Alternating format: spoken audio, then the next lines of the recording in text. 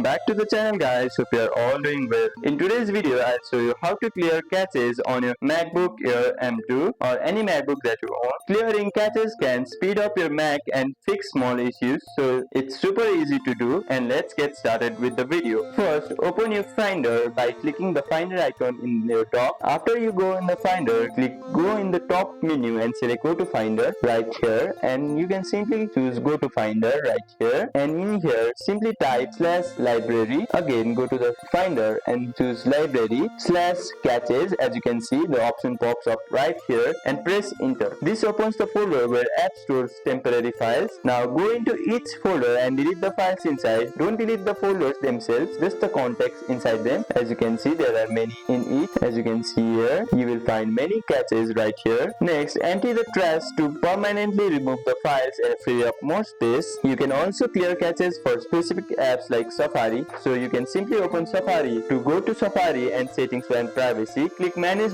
website data and remove all. This clears browser caches and cookies safely. After that, you can restart your laptop or MacBook for good performance. And that's it, guys. You have successfully cleared caches on your MacBook. And if this video helped you out, hit that like button and subscribe for more quick Mac tips. Thank you for watching, and I'll see you in the next one.